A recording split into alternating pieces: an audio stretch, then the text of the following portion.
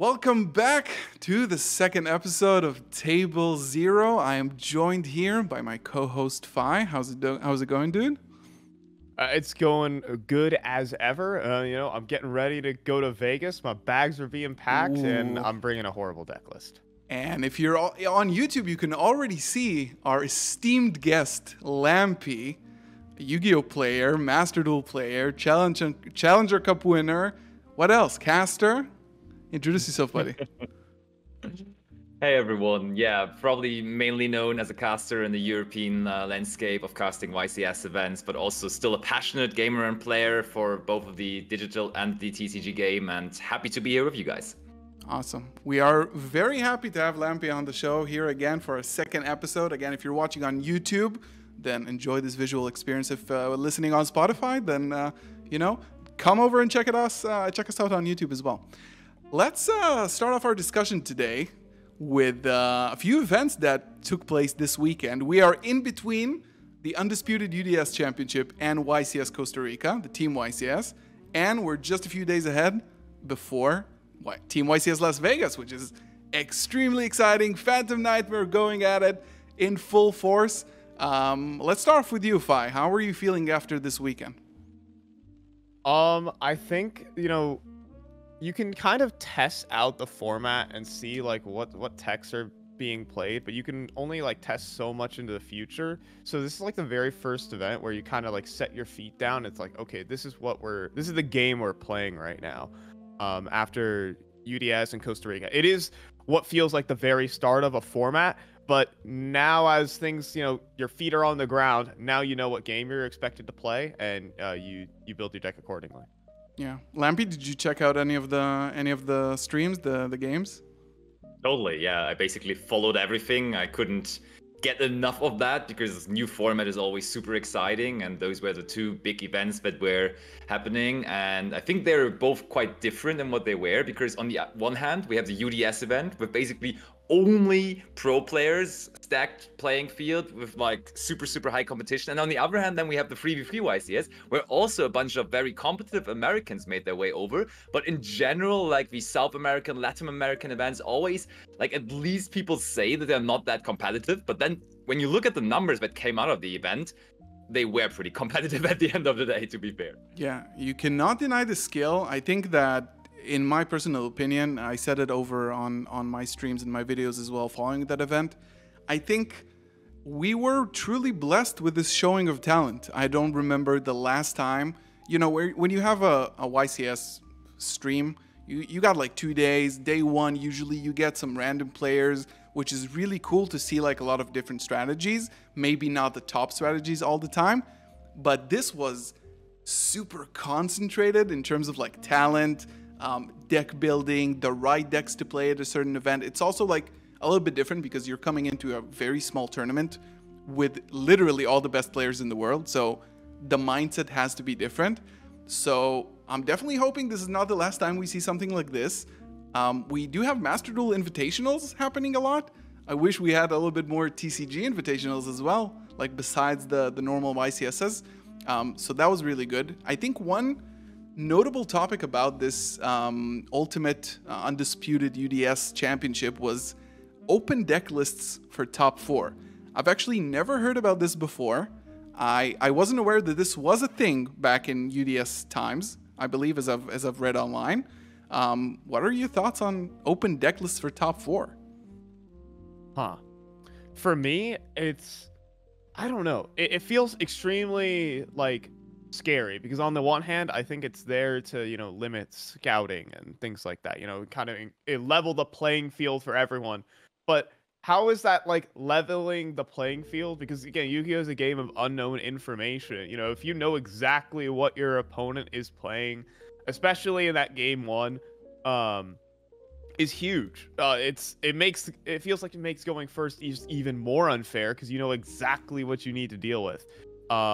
So while it puts people on the same level theoretically, there's always that element of, not imperfect information, and that is a tool in this game.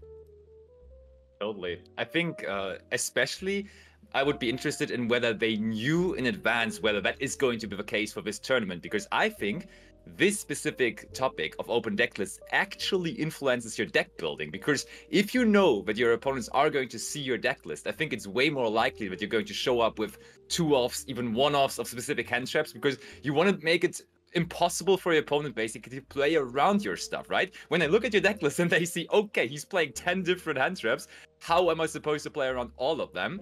I think that can be an edge, especially when you're playing in such a small tournament, right? Because you are kind of likely to make it into top 4 when there's only 16 players. So I think it's definitely a huge thing, and it's very much known from other TCGs. So I'm curious whether they're going to continue that trend of bringing it to other tournaments like YCSs or something even. Yeah, I think that's super interesting. I also think that I wonder mainly because of the fact that it was a really small tournament that also had like, it's like one table out of like 4 is always on feature or something like that because it's such a small tournament, or like 1 out of 6 or whatever. That you will probably like know relatively fast what people are actually playing, because people talk, obviously. Some people want to hold cards close to their sleeve, obviously, but sometimes you will just know. So I'm wondering, like, does it really, at the end of the day, in a very small tournament like this, make an actual difference? Maybe. I mean, Lampy, you brought up a good point of like, yeah, you look at someone's deck list, you might, or you know that there's going to be open deck list, you might deck build differently. Because of that, like, you know, it's like it should be private information, but it's no longer. But that was definitely a very, very interesting concept, and I think the event, in my opinion, was a huge success. The playmat was just absolutely bonkers. Oh my goodness! Already seeing some players selling them off on the groups, but yeah, it's you know, gotta pay for the ticket. No, that was paid for by Konami. What am I saying? On to the next topic, and this is the main topic and the format snapshot portion of this show regularly, and the name of the episode is Tier 0. Table Zero's Tier 0. I think the main question, in my mind, we've only had a Team YCS in Costa Rica that was actually won by pure Snake Eye. Pac, Ruben, and Kamal taking down the entire event with pure Snake Eye. People are talking about Tier 0. Are we in Tier 0, friends? Yes. You want to add anything else, or is it just... moving on to the next topic. I want to add anything else. I mean, I'll just say that like the Snake Eye cards are probably some of the most powerful cards ever printed. I wouldn't even say like powerful, but just the amount, it's like normal summon Snake Eye Ash is like activating Branded Fusion Gals. So I think you know a thing or two about that. I right? wish that was Branded Fusion.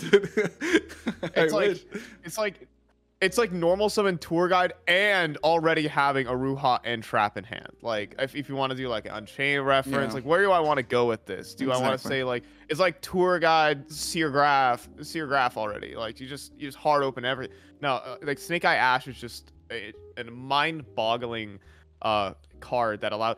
There's even a combo. This is maybe forbidden tech, but there's even a combo that one card FTKs your opponent with Snake Eye Ash. With no bricks. All right? No bricks. With no bricks. It is a brickless FTK if you want to go down that route. Yeah. And like Snake Eye Ash is everything. You can make any Link monster in the game with this. We were seeing Shuping making Boral End Dragon to end the games with. Like, what the heck? Nasty.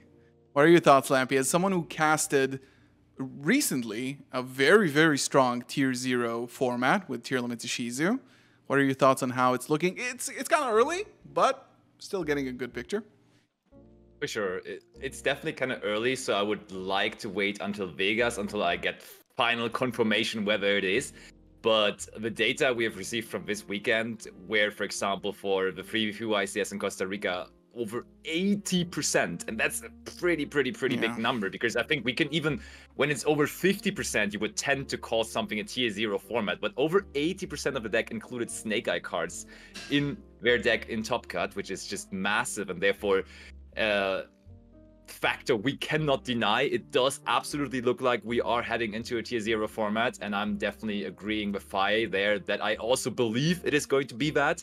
but still, I think Vegas is going to have way more of a shine power for us all that we can judge there. And I want to see whether it still sticks above 75%, which would be crazy. Yeah, Fi, you were going to say something. I just want to add one thing. Like, at least when I'm doing my preparation for Vegas, you can't just like prepare as if it's gonna be the only deck, because I don't think it's right now it's tier 0 in terms of representation. I think there are a lot of, you know, competitor decks right now that are running around, and honestly, I think they have yet to be like explored to the maximum. Again, I'm someone who's terrified of Branded Despia, and the Voiceless Voice deck is not bad at all. Like, if you're just running like a very simple Snake Eye strategy with the right engine hand, they can play through your stuff, just because the fact that all their stuff just becomes untargetable. So there are some, like, you know, pros to other decks, and again, not tier 0 in terms of representation, but I think the conversion rate will be unbelievable. Yeah, I think that tier 0 is it's a matter of definition. I think a lot of people are just calling out tier 0 as representation. I think in one of Pack's videos, it was he said it doesn't matter what the representation is, the power level of this deck is already tier 0, which I tend to agree with. I want to play devil's advocate for a little bit. Just comparing it to, again, I think it's early. We're heading into Vegas. I think I agree with Lampy that I want to see that tournament first before I decide. I want to play devil's advocate for a little bit, just because I was comparing this deck to Tier Limit Shizu at its prime. I think one of the reasons, besides the power level, one of the reasons that Tier Limit Shizu was in fact a tier 0, undisputed, nobody's playing anything but Fluenderies, you know, one player in like top 64, was that the Tier Limits cards, specifically Shufflers, Millers also a little bit, the ability to make a Dweller, that instantly, the availability to those cards, like the ease of access to those cards, made it so that other decks are not, and they're not playable. Like, if you're talking about decks like Branded, Drytron at the time, basically any graveyard-based strategy became invalid automatically because the deck had resources to just cancel out your strategy altogether. So if you're not playing the same strategy where you can do the same thing, because this is also a graveyard-based deck, right? So the best way to beat it is play that deck. I think when it comes to Fire King, the amount of resources and the power is extremely, extremely high, but the end board doesn't necessarily do anything oppressive that doesn't allow you to play. This is the only reason why I'm like giving it the benefit of the doubt, because you couldn't come. I stopped playing for the entire format because I didn't have tier. So like Branded, if that's the only deck you got, might as well not show up to a tournament. Well, okay. So again, why I hear your argument there, Galzo, but I think like Branded as a deck is so okay. When you're building a deck for this format and you're looking at this deck, it's tier 0. But you look at this deck isn't necessarily oppressive again in terms of its end board, because it's not filled with negates. You can just fire a Branded Fusion. You can play Engine into this field. The one part that is unfair is that if your deck does not drop an insane amount of resources in the field, you can break this field. It is possible to break it. Maybe you have a couple, like maybe you hand trap them down a little bit. Maybe you get some board breakers in there. Maybe you get a Super Poly and a Mud Dragon. Really strong against some of these fire decks. But the biggest issue is not breaking their field. It's the fact that they're coming back in with 6 cards in their hand, and you have to break their field and make your own. And so that has to influence your deck building decision. Either that or end the game, which is really this turns it into this either high-powered format, or a deck like Branded can run this grind game where you just dump a bunch of resources in the field, you just attack over everything, and then main phase 2 you can actually build a board and start a grind game. But you know, certain other decks can't do that necessarily. So that's why I think Branded has a better advantage going second in this format, because its engine is just so explosive, and that's what you need. You need an explosive engine. You can't play like I feel like you just can't play a control deck. I don't like Labyrinth as a call for this event, just because, you know, if you do not have the right cards to stop Snake Eye Engine, you lose. I see Lampy shaking his head there. What are you thinking? No, I was also just already shaking my head thinking of Labyrinth, even because I agree that it's also not a good pick.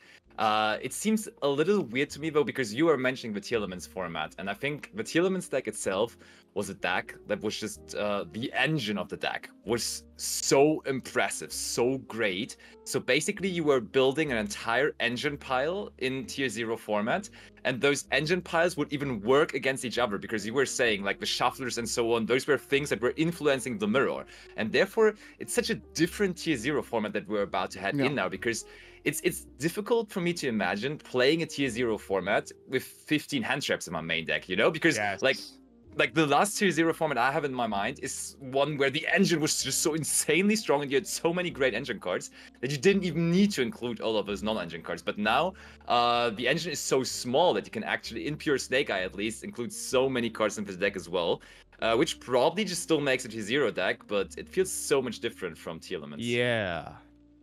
That's a good point. I mean, I don't want to stick on this topic for too long, but yeah, the idea is that you can just play so many non-engine slots almost changes how your deck works.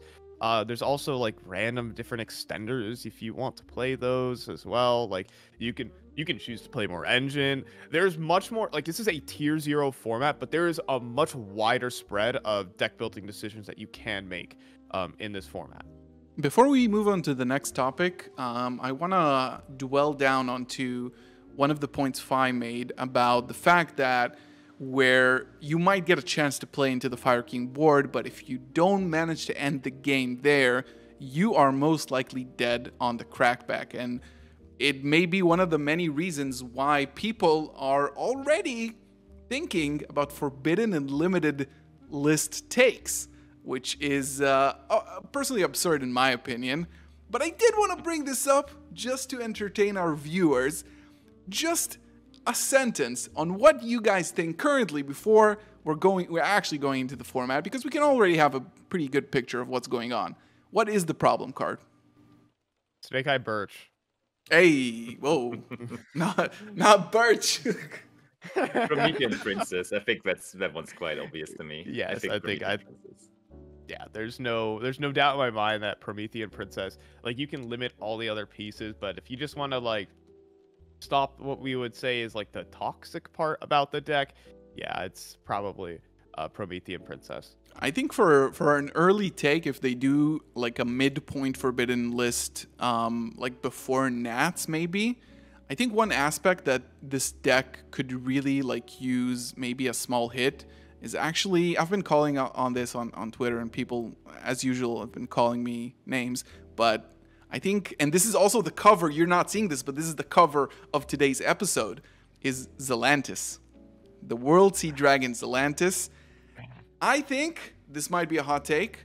If you manage to deal with this card right now, you don't actually have to deal with the fearsome OTK that comes on turn 3, and I think it might give the deck a little bit more life, even though Princess is the problem card, and I think we can all agree on that. A midpoint hit before, because they're not going to hit the deck right now. I mean, we are 3 weeks from Phantom Nightmare release. We are just in the beginning of the format. I think there's also no reason to take the game into a higher level just to bring it down again. I think maybe dealing with Zelantis could limit the toxicity of this deck, the explosiveness. You want to say anything, Lampy? Because I got this locked and loaded. Yeah, so I think honestly, Zelantis this weekend looked impressive. Like it had multiple showings in the UDS featured matches where it looked like really, really, really strong. But I do believe you still have the options, even without Zelantis, to consistently go for OTK, to consistently play through the fields. And therefore, yes, it's the icing on the cake. Sometimes you need that little extra push, but I think we're talking about like maybe 5 to 10% of games where Zelantis actually is needed to win you the game. Usually, you can deal without it. Yeah, so, okay. So, first of all, the Zelantis combo is like, I call them like kindergartner combos because they're like you can teach it to a kindergartner. It's and pure probably cheese though. It's just cheese. Like, okay, I have 3 bodies on an empty board, and my opponent has a fire in his graveyard. Here's how I'm gonna OTK you through 3 bodies and for 10,000 damage. So, like, yes, it's very silly. But the one thing about like banning Zealantis is, again, how I talked about the mirror is all about the OTK, right? And being able to game them unless you somehow, the only way, the reason you wouldn't go for game is if you somehow negate the Flamberge in the graveyard effect. So like for those who, I don't know, maybe they hold Bell for their own turn, but that just doesn't feel right because you actually have to deal with the field instead of the Flamberge, which, you know, you get what I'm saying there. But if you have a way to like stop the Flamberge from hitting the graveyard, yes, you don't need to go for a game. But if you remove one of the best tools to go for game to OTK in the mirror match, it really just becomes just roll the dice, just dice rolls, just dice. It's not a million negates, but it is a million cards in hand. And at that point,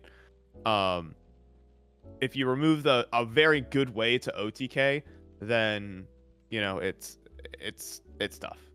Yeah. Yeah. Not only did we see a lot of Zealantis OTKs in that stream, I did personally also enjoy them because like going second, usually that wasn't really happening, and therefore it was refreshing to see people actually pulling games off that you wouldn't expect them to win. I think Juan Sebastian Andrade, for example, did win a pretty good game by just going for the Zealantis OTK, and therefore usually it ain't happening. So let's enjoy it for a bit, right? Yeah. I like it in terms of a viewer. In terms of the viewer, it's extremely exciting. I think that Andres Torres might feel a little bit differently. Ending on a 5-monster branded board and getting slammed in one turn. Guys, if you haven't seen it, go watch the match. I think it teaches a lot. And especially shout out to Juan for opening the exact outs to the puppet lock. So you always have to do that. But moving on, we have a very exciting format ahead of us. Cry about it. Exactly, yeah, I will. I was crying, like, watching that. I can't get one feature match with Branded Excels, Andres Torres.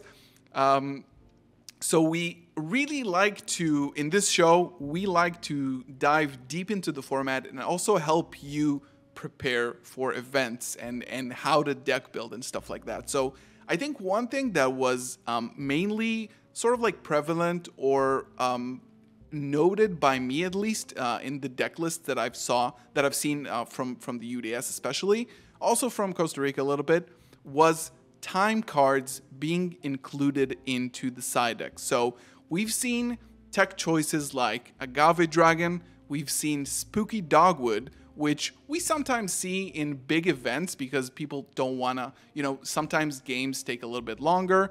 And, you know, people need some sort of way to, you know, play around that. Are we concerned, like, should people be concerned when going into a tournament in this format about specifically losing in time? Yes. You're on fire today, man. With the one-liners? God. Those kindergartner answers. Moving right? on. No, I think... honestly, oh yeah, you go ahead. You found something I was just gonna say, if the games, if the games can be slow, if at least you're trying to think about the deck and like again early on in a format, people don't know exactly all the combo lines that they want to do and don't have all the interactions memorized. Yes, games will go on pretty long, so it does make sense to run a lot of time cards. I think things will obviously speed up the more the format goes, but that could always change. But go on, Lampy. I'm done making jokes here. Totally my impression as well. Like when you're in the beginning of a format, when there's a new deck, you usually want to include those cards because people aren't really super certain on how to play out the combos, and therefore you are going to get to time a lot longer. But in general, obviously this is a format that has the potential to have really long games, because we just said that the mirror is super grindy and you get resources back and forth, and if you cannot pull out the OTK, it's going to go on for forever basically. And you're playing on your own turn, you're playing on your opponent's turn, so it's just adding up in terms of time.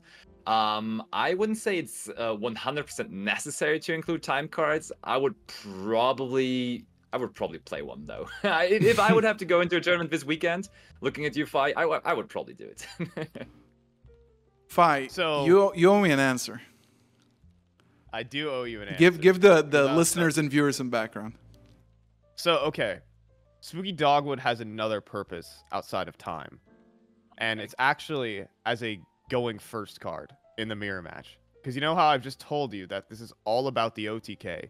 You know what stops you from dying no matter how much engine or how much non-engine your opponent has? That's right. It's Ghost Sister and Spooky Dogwood. You sided in going first, and you cannot die. So, for those listening who are maybe going to Vegas, do consider that this will guarantee that you make it to the next turn. And remember, you have 6 cards in hand. And that, of course, this all depends on what other cards you're playing in your deck. Some people are like main decking Kurikara, at least I've seen. Like other people just want to side deck that. Obviously, this kind of strategy is better if you are main decking those cards because boom, you just search a couple going second cards for follow-up. Anyways, that's some last-minute theory session for you guys. Use it at your own risk. That's very interesting. I was thinking about that we were talking on Discord before the episode, and we were mentioning Spooky Dogwood, and then Fi said it's not only used for time. And I was like, okay, give me the goo. And he was like, I will never. And I was like, okay, save it for the episode, sure. So I went on and dug around, and then obviously I realized that you cannot get OTK'd under the life point Max C, which is Spooky Dogwood, which is a pretty impressive card that only shows up every once in a while. But I think it's a really good call out to just keep that in mind, that if the game is a life point game and a resource game, you can come back the next turn if you're still alive and just hit back. I mean, we're using Spooky Dogwood as it was intended for good and blessed, honest purposes here, guys. Yeah, so speaking about techs, we're going into our usual segment, Tech Check. We've seen a lot of really, really cool stuff. I want to start off by mentioning something interesting that I've been theorizing on a little bit, and then I was validated on stream in the old Undisputed UDS. Foolish Return. The last time that we've seen this card on stream was, I believe, Hani Jawari resolving it in a Tier Limits mirror match in one of the Top Cut games. Maybe it was even Hani versus Pac. If you don't know what it does, it's a quick play.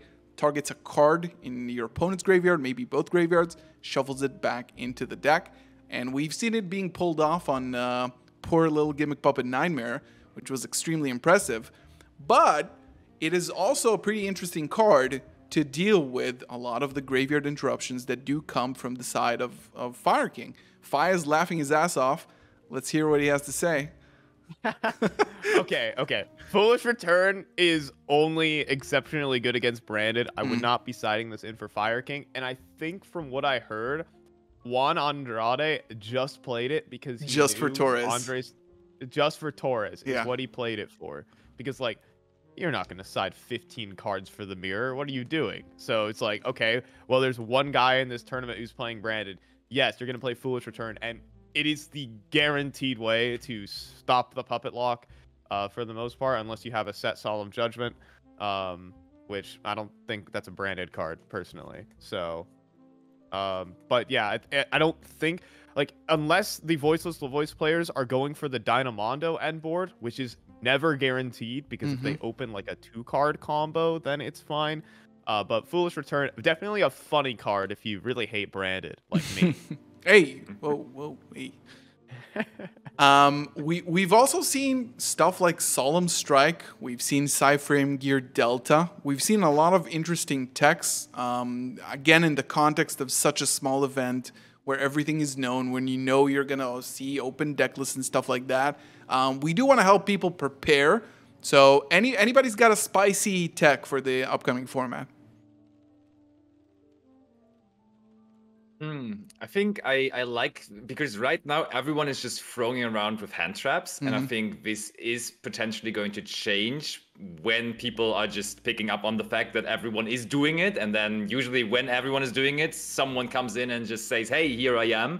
And therefore I think we're going to maybe see the change in terms of power spells again, and the one that is standing out to me in the Fire Mirror at the moment is Enemy Control, honestly. Enemy Control looks really, really, really good in the Fire Mirror, and therefore I don't know whether it's time already for it, but I do like it already. And I mean, especially right now when everyone is throwing around with Veilers and Imperms even going first because they still have that in their main deck, you gotta dodge it. And therefore, enemy controller is doing exactly that. You can dodge Promethean Princes, you can dodge all kind of stuff with it, and therefore I really like it. Yeah. In terms of deck building sessions, I'll just say, guess what's in my main deck. So that's like, so yeah, I'm throwing a little bit of curveball for Vegas. If you're watching this live, you get the goo. If not, you're gonna get it on Friday. Deck lists are already locked, so sucks for you. Yeah, I think that kind of board breaker approach is definitely viable. You know, when I think about, of course, I'm going to Vegas, so I'm thinking about all of this stuff. When I look at the board breaker approach, enemy controller I think is an excellent card. And also the prevalence of Veiler Imperm in everyone's deck. Like, this is like the format trend that kind of got established last weekend. It's like, okay, Veiler Imperm are seen as the best cards, and it's not that they're bad. They are very good, but, you know, people can start to deck build against those cards. But the problem with playing board breakers here is the terrifying nature. This is something that hasn't been seen in any other previous format. Is a card called Crossout Designator. So if they do not use Crossout Designator on a hand trap, they're going to use Crossout Designator for Snake Eye Ash. That's tough. That is tough. Yeah, that's true. I think a board breaker approach is kind of risky. I think Econ is an exceptional card. I've already seen people playing. I think Dark Ruler No More is not very like specifically designated for the Fire King matchup because the interruptions actually come from the graveyard, from the hand. It's sort of like the branded end board in a sense, where you have like one main interruption on the field, and then everything else comes from like, you know, unexpected places that are not currently there. So like, sorry, Dark Ruler No More never did anything versus branded. And I think we're also seeing some sort of like, at the beginning of the format, I was thinking, yeah, maybe Super Poly is actually playable, but now it seems like it's just infinite advantage to your opponent, like sending the fires to the graveyard. Who cares? Bring back 2 fires back and just start all over again. At the same realization. Yeah, at the same realization. I also thought Super Poly is going to be really, really good, but now I'm on the same boat with you. I also don't think it's that great anymore. Like, branded players, sure, they're probably going to include it naturally into their 60 card piles or however many cards they're playing. But besides that, as a generic board breaker in any kind of other deck, I don't really see it either. Yeah, that makes sense. Now it's time to talk about not fire. Can we talk about something else other than fire? It might be tier 0, it might be the most represented decks, but what other decks can we really see? I think that from the recent tournaments that I've seen, even though it's been like 2, a little bit of locals, sneak peek, a lot of regionals as well that have been happening during the last weekend, I've been really weirded out by the fact that I haven't seen any Labyrinth. Even though I realize that the matchup is not extremely good against Fire King, it's probably really hard. But with the, you know, arrival of cards like Transaction Rollback, the Black Goat Laughs, the fact that it did manage to hold up a little bit versus the Fire King in the OCG, kind of surprised me, to be honest. Yeah, because it's still so recent that the support was introduced, right? Like, basically 2 weeks ago, everyone said Labyrinth right now is the best deck, and all of a sudden it's not even seeing 1 top anymore. That's pretty hilarious. Like, pre-Phantom Nightmare release, of course, that was. And, yeah, just if you have to play against the same deck consistently, and your main engine is not doing too well against that, not too hot, then you just don't have a good time, and therefore I cannot recommend anyone right now playing Labyrinth. Or maybe Dinkabui has to save us all once again and find a technology that is just really, really good against that specific deck. But right now, I don't see it. Right now, I just see the disadvantages you have in the matchup. And therefore, can't convince myself to be a Labyrinth believer right now. Yeah.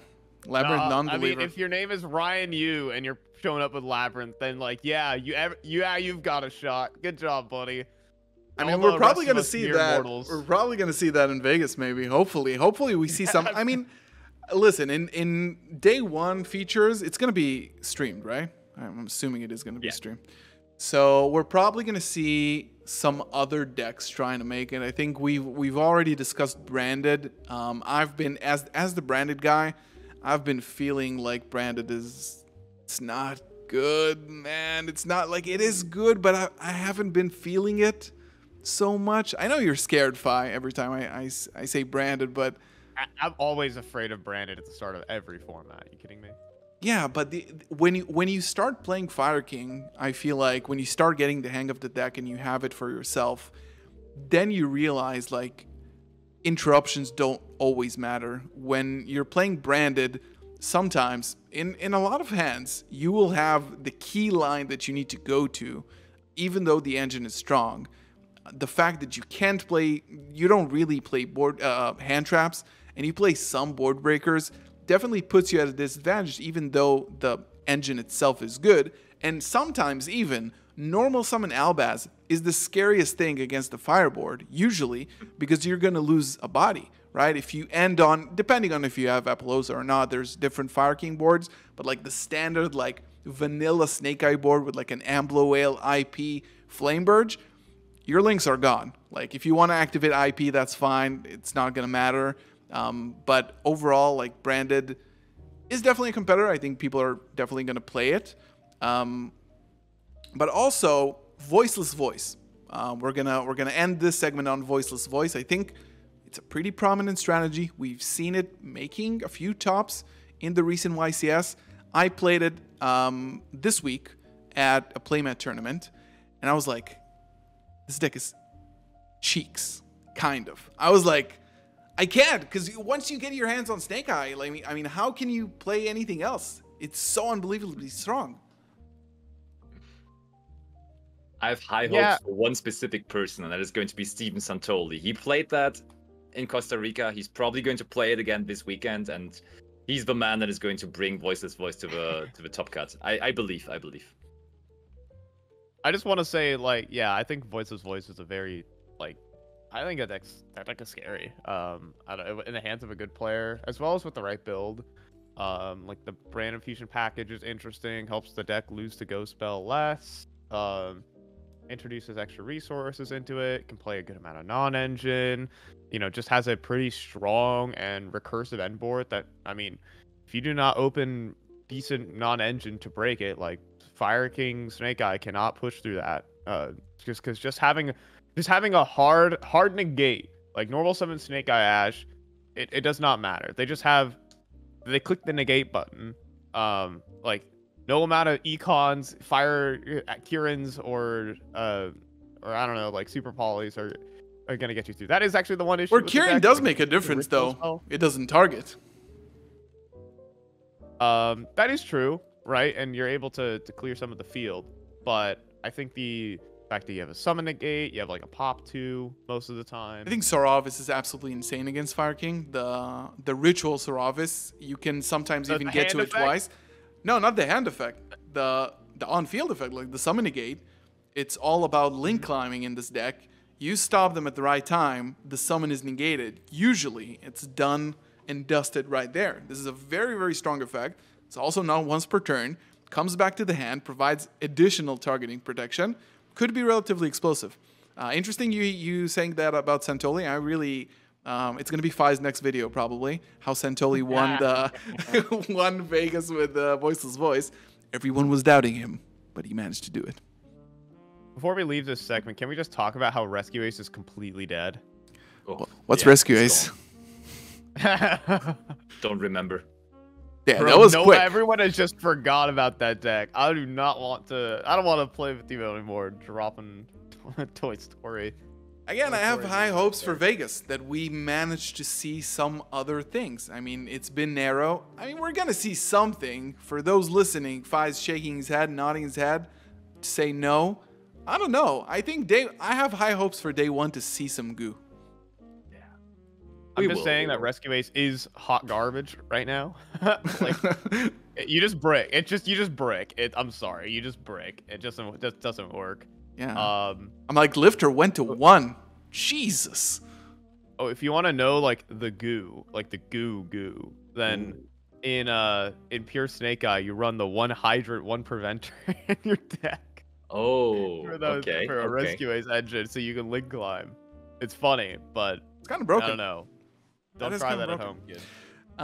We're gonna go into our last segment, which is we've already discussed that quite a bit. Events to be at. Team YCS Las Vegas this weekend. It's gonna be tomorrow from when you're hearing it. Fi is gonna win the event with his team, and if he doesn't, then next week we can all point and laugh. No, he's gonna take it down.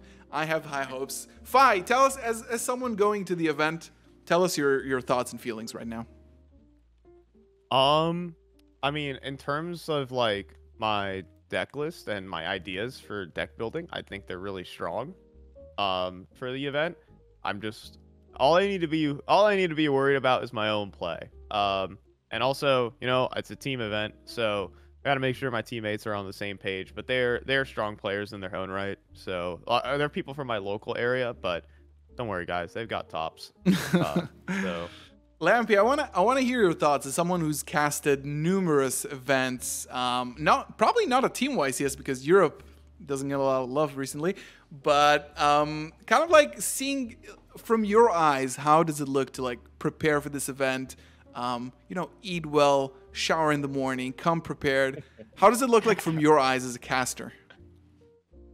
So it's not really that much different to cast, right? Because you just have the one main featured match that you're going to go over, and therefore you're going to focus on that. Of course, you're going to quickly mention, ooh, there's a game up on table A, there's a game up on table B or something. But for the most part, it's basically the same. But I mean, it's the advantage if the first match is over, you are not necessarily over with the round yet because you might just be jumping over to a table that is still running. Therefore, it's more content in terms of every round, and therefore it should be better because we just get more, and more is always better. Yeah. And I hope that they're going to continue the amazing trend from the quarter century celebration stream, because I think that was really, really nice. It was also pretty well produced, and I don't know whether they have some general change up for their production there, and I kind of want to stick to what they did for the quarter century event. And yeah, I'm excited because for the American events I can always just watch. I actually plan on going to Vegas, but I will also be myself at a European Master Duel Invitational, which is also happening this weekend, and therefore plans crashed and I couldn't make it to Vegas, and I'm very, very yeah, I hope that Fire is going to take it down for me instead. But I'm jealous. I'm very, very jealous, gotta say. Yeah, I got a team with you, bro. One day we'll also get an EU event. Also, not just because Lampy's here. I think Konami's been doing a really, really good job recently, events and coverage. I've been really enjoying it. Everything seems to be improving, so I'm really looking forward to this weekend. You're listening to this on Friday, tomorrow. Lampy's going to be at the Master Duel event. So Lampy, tell everybody listening at home where they can find you. Yeah, so I will be going to Malaga, Spain. So I'm enjoying some sun. Not as much as in Las Vegas, I guess, but still it's going to be quite nice. And yeah, it's going to be an official broadcast on the Yu-Gi-Oh! Card EU channel, where there's going to be Joshua Schmidt and Fafa casting, and then some world champions and some content creators competing in an invitational tournament. So I will be, for example, teaming up with the one and only Emra, one of our world champions. Ooh. And it's going to be 5 teams in total. I will be part of Team Germany, but there's also then Team UK, Team Italy, Team France, and then Quantal is teaming up with El Celta Guardian. So that's a mixed team between the Netherlands and Spain. And I think it's going to be quite exciting. And you guys should be tuning in for that as well, because we start earlier than Vegas. So you can watch our stuff first, and then you can watch Vegas as well. Let's go. So is it twitch.tv/LampyYGO, is it? Or just nope, it's an official stream on Yu-Gi-Oh! Card EU. It's really, I'm there in person, and we're going to do it all on the official stream. But you should also go just follow and subscribe to Lampy on Twitch. He also has a YouTube channel. Thank you so much for being with us today. 5 closing words. Yeah, let's go Las Vegas. Woo, yippee! Woo! Everybody in the comments for Fi. Good luck, buddy. Good luck. I hope you enjoyed this second episode of Table Zero. Make sure to check out Fi's channel as well in the description of the video. If you're listening on Spotify, head over to YouTube to the Galzo channel, youtube.com/Galzo, and check us out as well. Thank you so much. Thank you to Lampy. Yeah, Fi, what's up? Wait. And if you're on YouTube, go ahead and check out the Spotify, of course. Like Exactly. what- Yeah. so- I mean, yeah. You know. Yeah. Cross promo, yeah, it never ends. Exactly. And if you're over there, then check out the YouTube. Love you guys. Hope you enjoyed. Take care. Have a good one. Good luck in Vegas. We'll see you in the next one. Peace.